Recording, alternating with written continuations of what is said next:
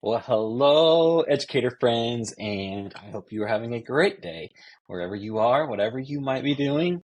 We are back in the new year, 2025, continuing on with season 3 of the School Life series, and it just has been such a joy to create this platform, giving educators a voice, a place to share their stories, their expertise, and most of all, their passions.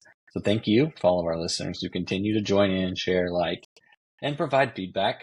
As you probably know, but in case you don't know, this could be the first time you've ever tuned in. I am the host of the School Life series, Ross Braun.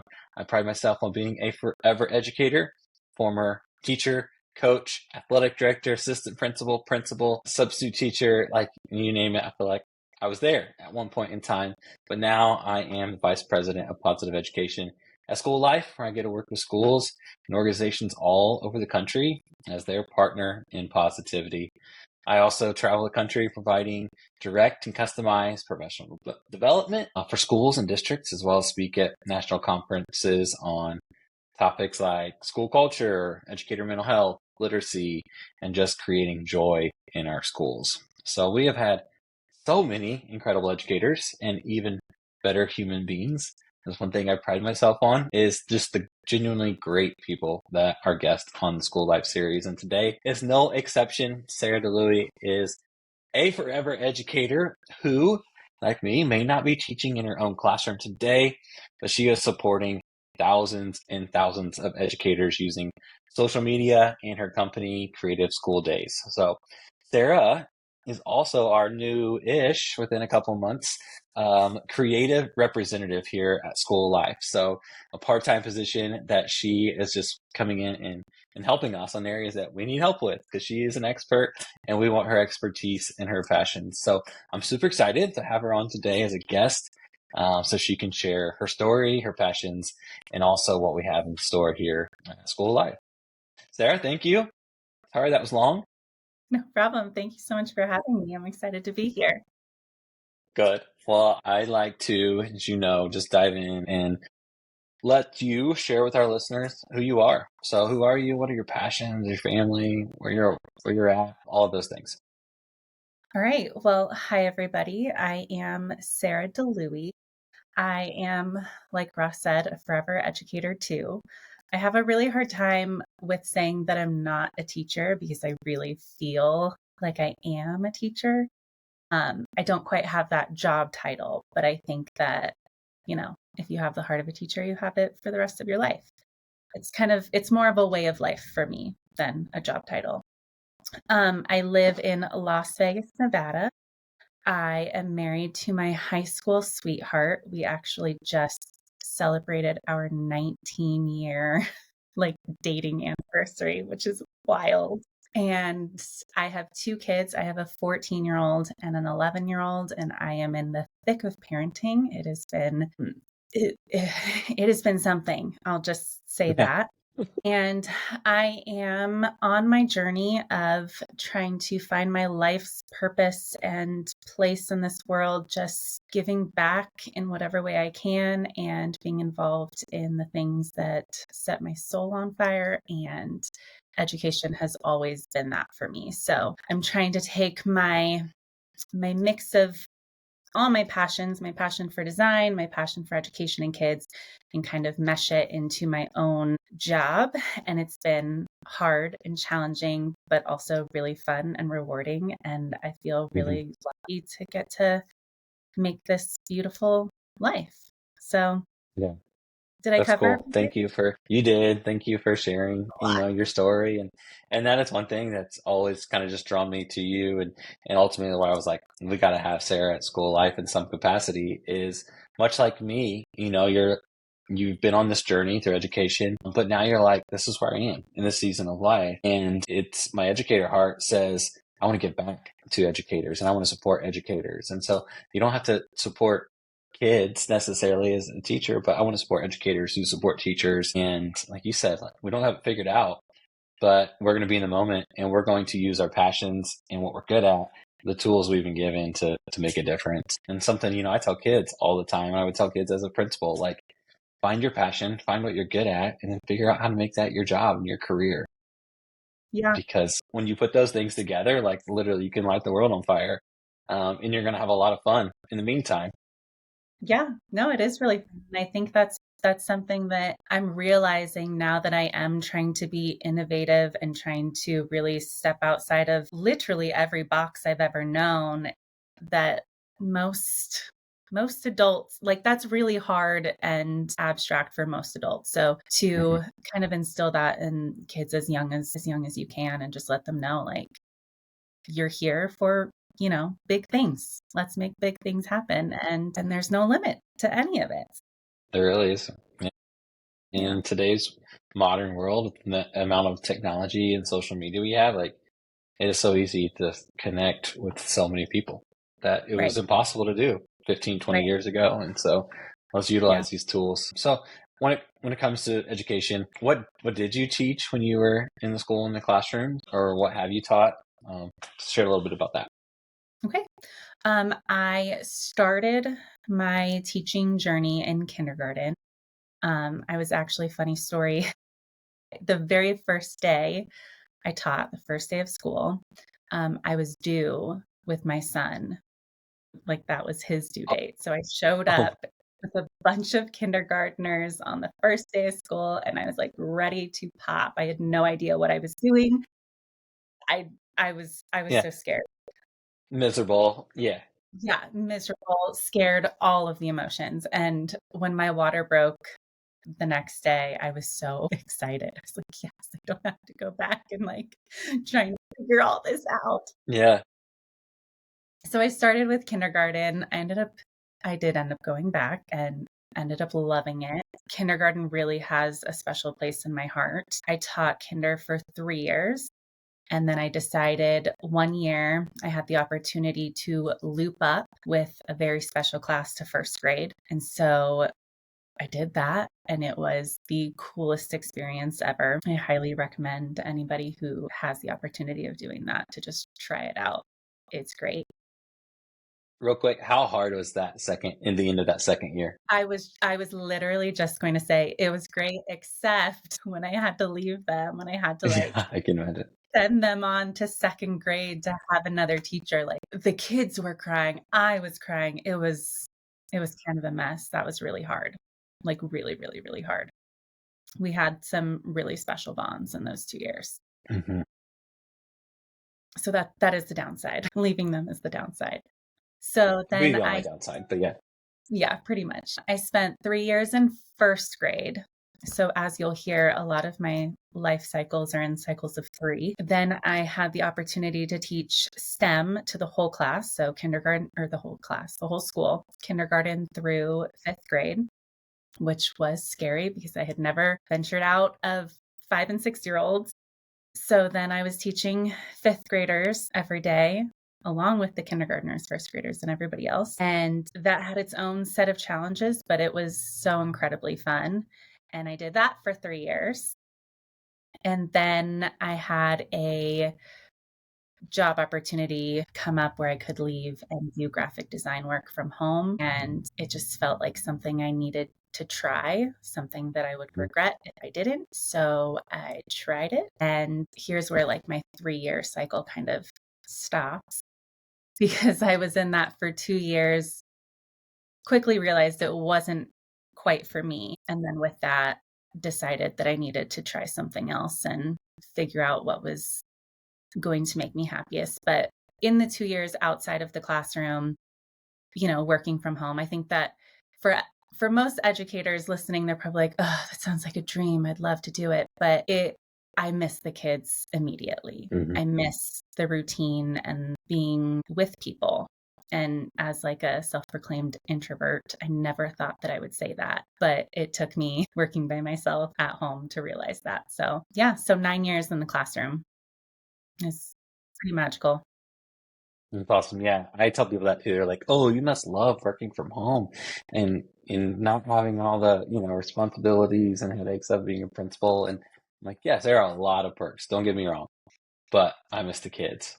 And luckily, in my job, I get to go work with a lot of schools, and so when I'm in those schools, I get to be around the kids and see the day to day and those teachers. And then also, luckily, we don't live too far from my kids' school, and so I get to go back and be there. And next Friday, we're me and another dad are starting games with guys. And so we're going to have Friday morning, breakfast and just games out where kids bring in, a positive male role model in their life and they get to sit down and eat breakfast and play games together. And so, that type of thing is something that if I didn't have those in my life, I would be miserable, just Yeah, because you I need missed that community. interaction so much. And Yeah, yeah, that's what I realized but once I left was how important the school community really was to me. Like I knew they were important, but I didn't realize how important. Like it's a big identity shift when you don't have it. yeah, yeah. And what's cool now, like especially when I do PD with schools and districts, like I can really preach that and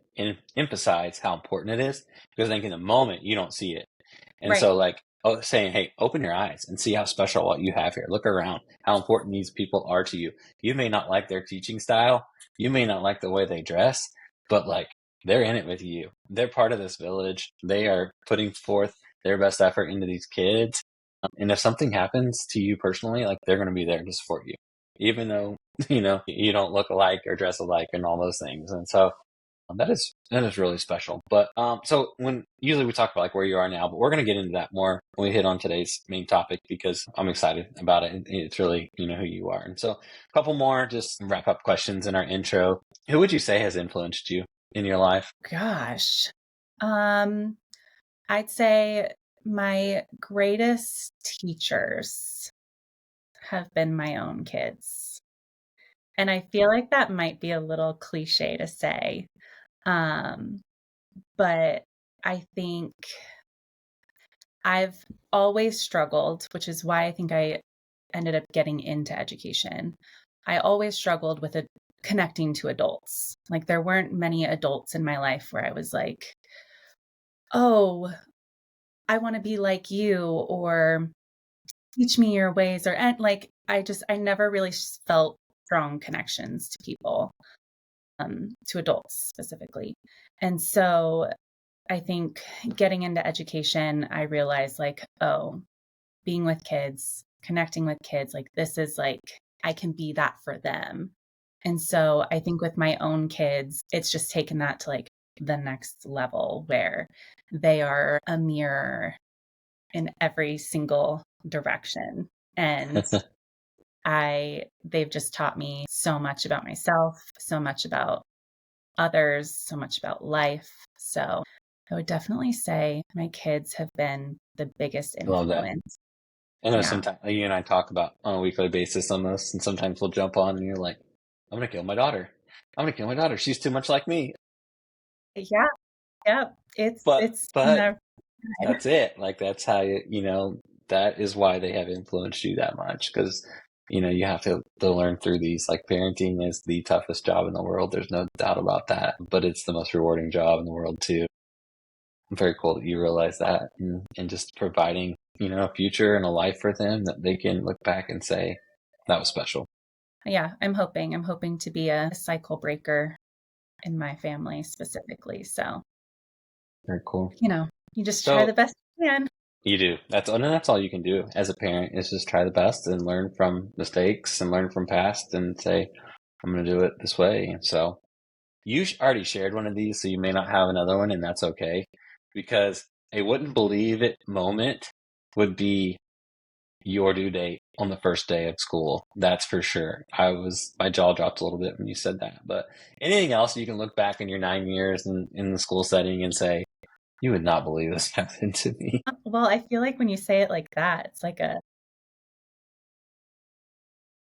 No, funny stuff. Like, I mean, picking doo doo up off the floor of the hallway, or I was a well, snake wrangler. We literally had a snake in our school, and I had to go pick it up and grab it and take it outside, something like that. okay. This is one of my biggest regrets in my life is not journaling stories. I Hmm. have a terrible memory. And so I really feel like the majority of my 9 years in the classroom are just kind of like a blur.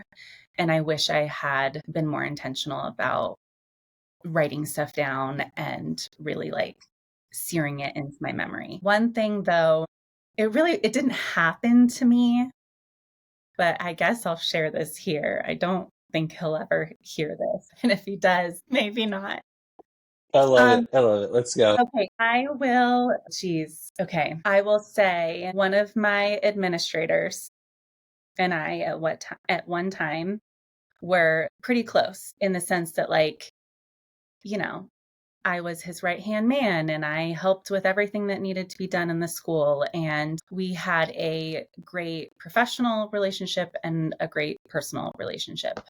And there was one day where I walked in, I went to go to the bathroom, and as I opened the door, I saw him sitting on the toilet.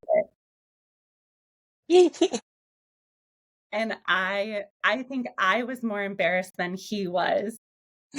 Like, I wanted to die. I wanted to disappear. I never wanted to have another conversation with him again. I did not know Oh how to my God. recover from this. Yeah, I think that's the first thing I think of when you say that. But it was, Yeah. It's hard to top that one. That's for sure. Do they not have locks in Clark they County? have locks. They do have locks. And he swears he locked it, but he didn't because I opened right.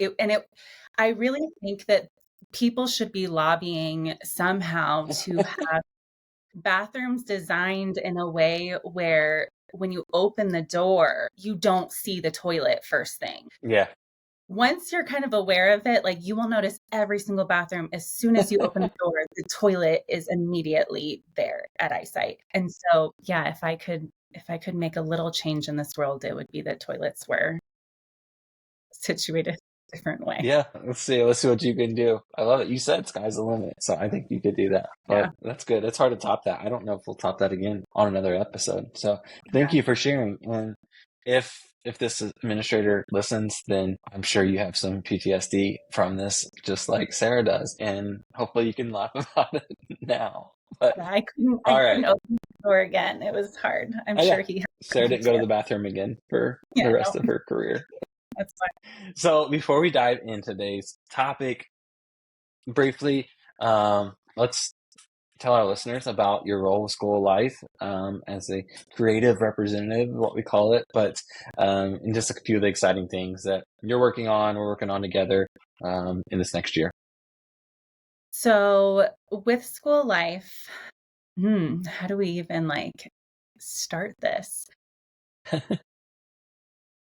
You approached me and kind of asked like, hey, what can we do to take our social media or our community to the next level? And then digging a little bit deeper, I kind of realized that with school life, there is so much innovation and so much community, and it's been really hard to highlight that on our social media page. The social media page was kind of more advertisements and kind of like putting products out there, but the why behind the product or the community behind the product and the way, I guess, behind the product too was not as much of the story as I would like it to be. So we came up with this great idea to have school life spotlights and talk to more schools about how they're implementing school life products in their school, and just highlighting that and sharing that and hoping that it kind of spreads through our school life community and inspires Mm-hmm. more schools to take these products to the next level, because at the end of the day, the products are great and the products are exciting, but they'll kind of fall flat if you don't have the intention Yeah. behind them. So just sharing more And the of the relationships, right. yeah, the people Yeah. behind it. And so, Yeah. and we've seen a lot of impact. And so, like, just sharing, I mean, it's similar. My whole reason behind this School Life series is like, we want to hear their stories and we want Right. others to hear them stories. Right. Before we jumped on here, I just got off of a 30-minute phone call with the principal in California who was looking at our products, and she was like, hey, I love these, but I just don't know how I can implement them. And so for 30 minutes, I was just bouncing off ideas, and she was like, I love that. I love that. And so at the end of the 30 minutes, we had an entire like school attendance, PBS, like all of this. And she just needed to hear it from somebody else. And that was me today. But our goal, we're starting with these spotlight schools, but our goal is to create a community where those ideas just are bouncing fluidly and generally from other schools, because like, I mean, I was taught this, I'm sure you were early in your career, if not in college, like don't reinvent the wheel. Oh, yeah. So it's out That there, is you know? that is the praise of education, I feel like. Yeah, cool. Yeah. So yeah, anything else that like I don't know if you follow our social medias at all, then you probably notice a difference, a positive difference, and that is all thanks to this incredible creative genius here. So thank you for what you've done so far, and we're excited to continue to see improvements. And Yeah, thank you. It's been fun. It's been hard, but it's been fun. Yeah. I'm excited to talk to more educators and visit more schools and just continue to share their stories. yeah, for sure. Cool.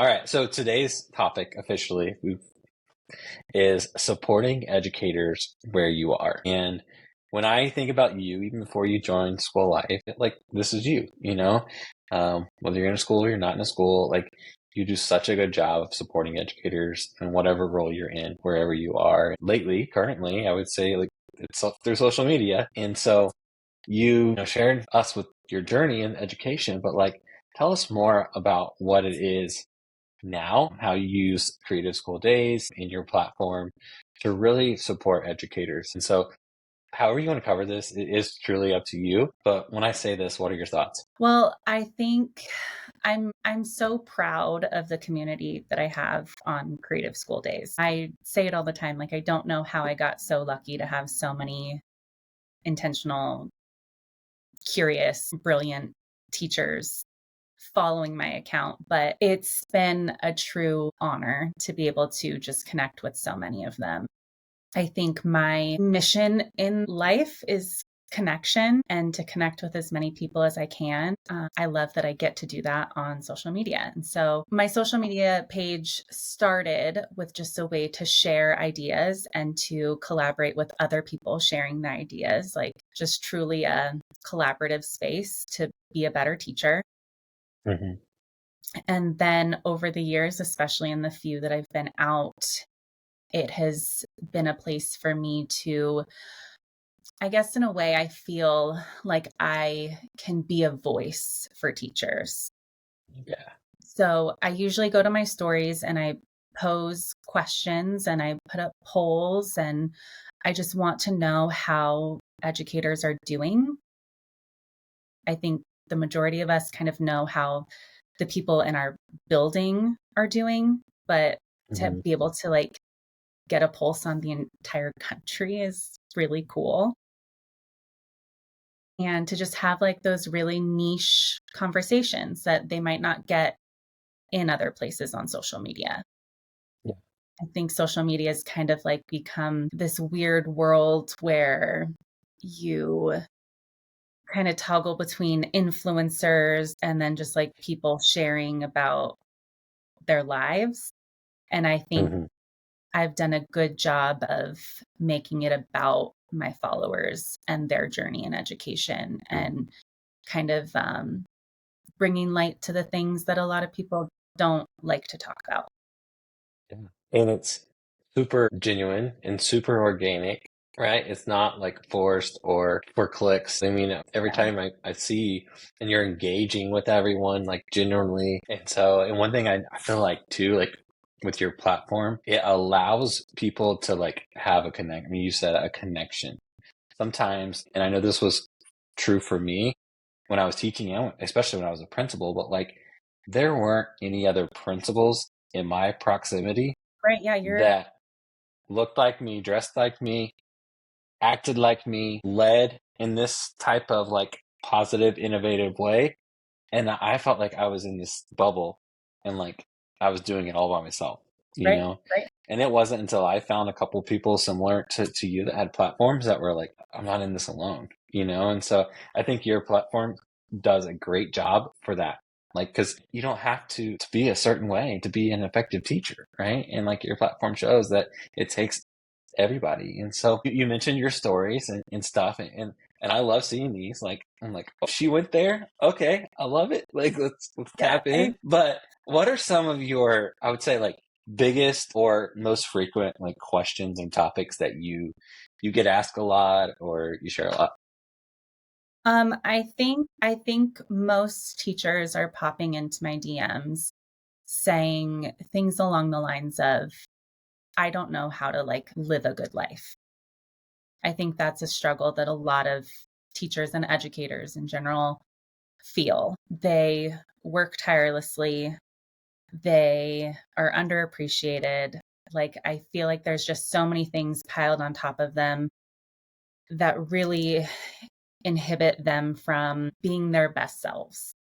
And so, one topic that came up not too long ago was hobbies. And so many people were DMing me being like, people have hobbies? Like, I think these people are lying. There's no way people actually have hobbies because it would be physically impossible for me to have a hobby. And so I think I've really enjoyed, and I guess that's where the DMs are great too. I've enjoyed being able to have back and forth conversations with honestly complete strangers and just kind of ask them more and try and understand their life. And a lot of times I'm like, oh yeah, of course you have hobbies. You don't have kids. So like that makes sense.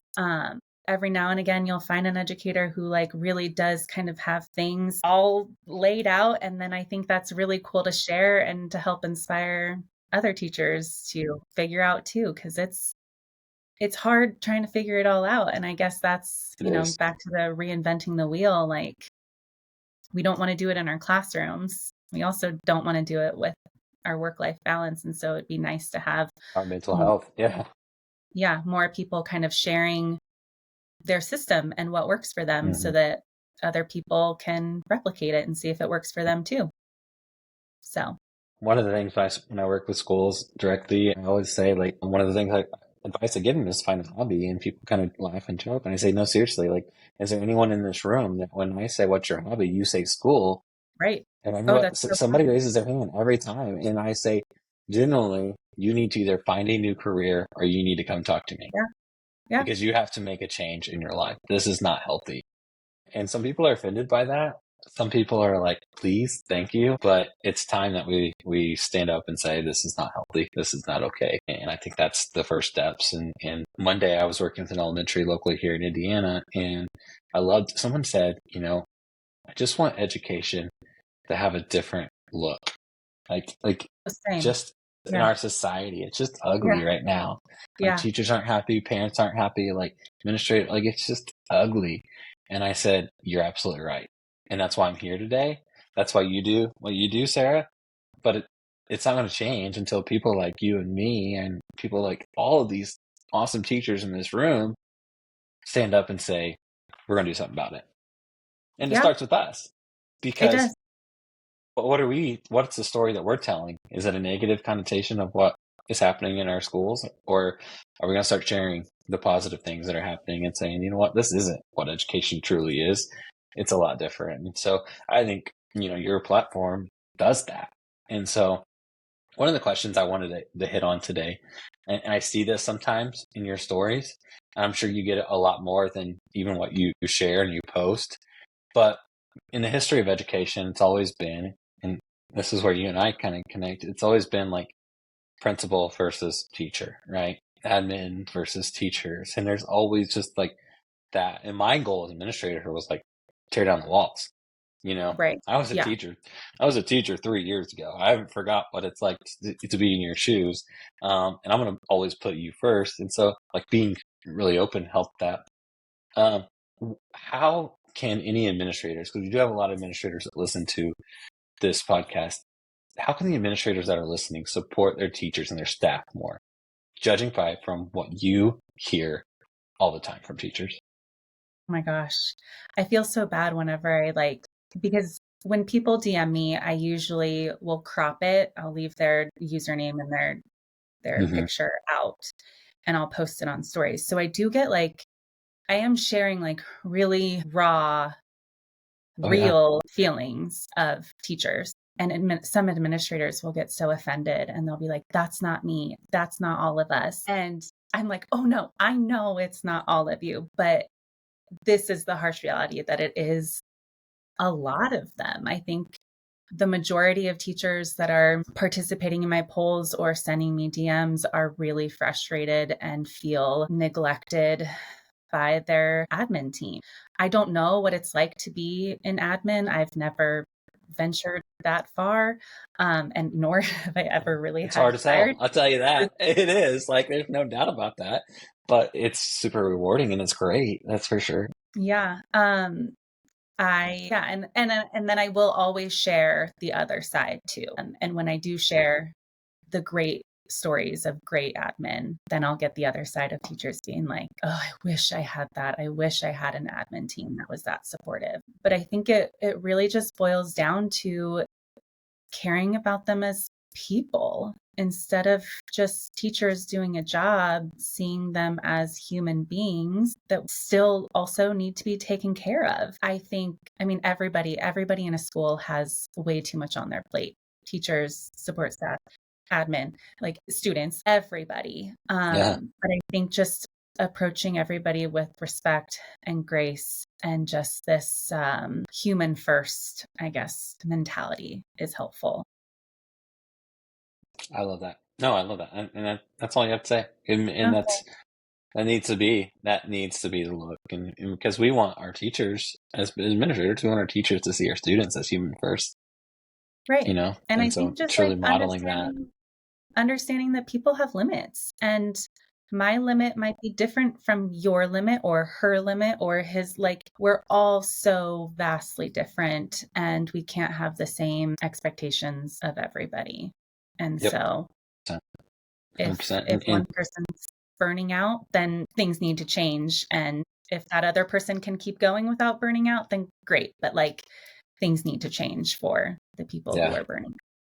Balance, I think, is so important. Balance and understanding balance, respecting balance. Like, I want to tell teachers, balance, like your pendulum is going to look really heavy in August at the back to school time. Like, you're going to feel like you're pouring 90% of yourself into school, and Yeah. it is what it is.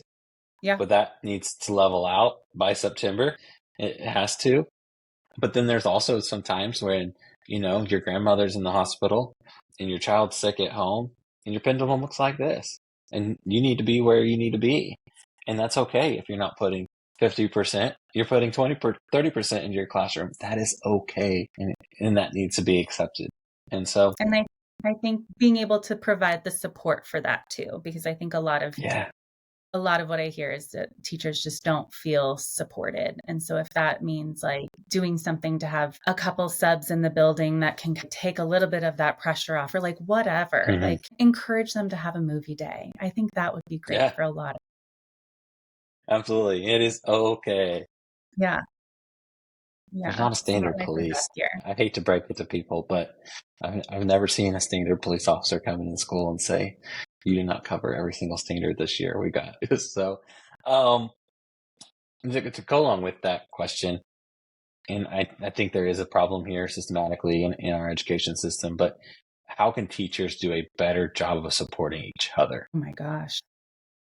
It's a loaded question, I know, but It is. And it's one that like I feel like I know now that I'm outside the classroom, but when I think about being inside the classroom and being in a school, I'm like, oh my gosh, it was virtually impossible. Like, I don't know what it is about this if you win, I lose mentality.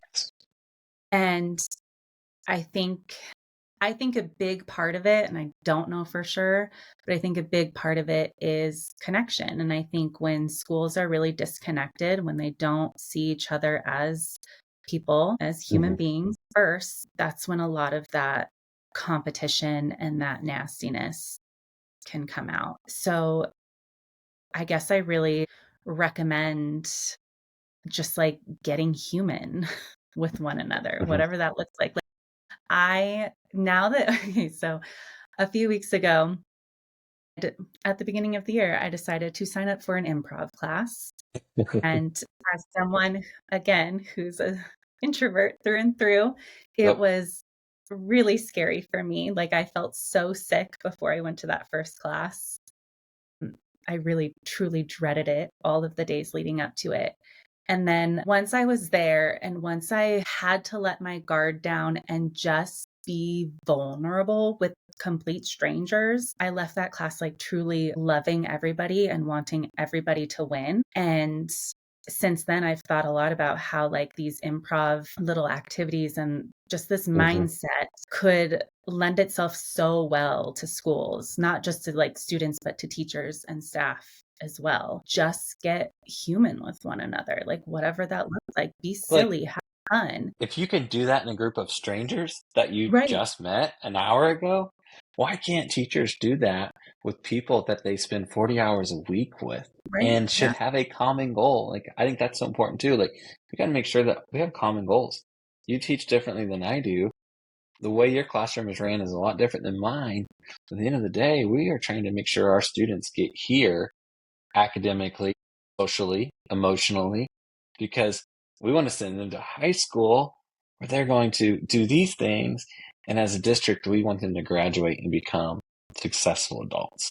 Like, it's the big picture. I mean, it truly is. Like, we have to see the big picture that we're all on the same team and we're all in this together, reaching some common goals.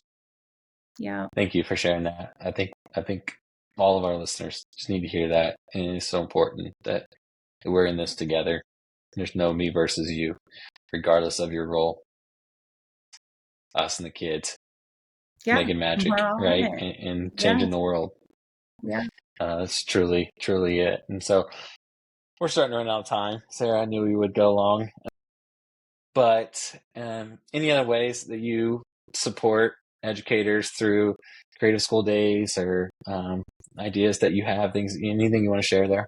That feels like a loaded question. I don't know how to answer that. I don't know. I just like you're passionate about this work. I mean, so I think right now, I hope that that was our cue to wrap this. wrap it up. No, I just hope to just inspire more educators to share their story and to share their voice and to share the changes that they wish to see in education. Because once we all start using our voices and I guess putting that out into the universe, I think the better things will become. Yeah. Use your teacher voice. Use your teacher voice All outside right. the classroom. Yeah. Outside the classroom. That's it. That's great. Okay. Well, I think you just gave some incredible advice to educators, and that was my last question. So we're just going to wrap it up. Sarah, obviously you kind of shared on it, but just officially share with our listeners how they can reach you and contact you and follow you if they aren't already. Go ahead and do that. Okay. You can follow me on Instagram at Creative School Daze, DAZE. And you can go on my website, creativeschooldaze.com. And I do free backgrounds every single month that you guys can download and share with your teacher friends. I also just started this initiative where students can help design these backgrounds too. So I'm excited to have them do that. And if you ever need to email me, you can email me at sarah@creativeschooldaze.com. That's it. Yay. Thank you Thank you for coming so on much. today, being a guest, sharing your story, sharing your passions. It's been a joy to get to know you more and work with you closer and just see all of your talents count. So thank you for that. As always, shout out to School Life for sponsoring the School Life series and helping pay our bills as well. Yep, for sure. All right. To all of our listeners, I hope you have a great rest of your day. Have a great rest of your week, wherever you may be, whatever you might be doing. And until next time, be great today.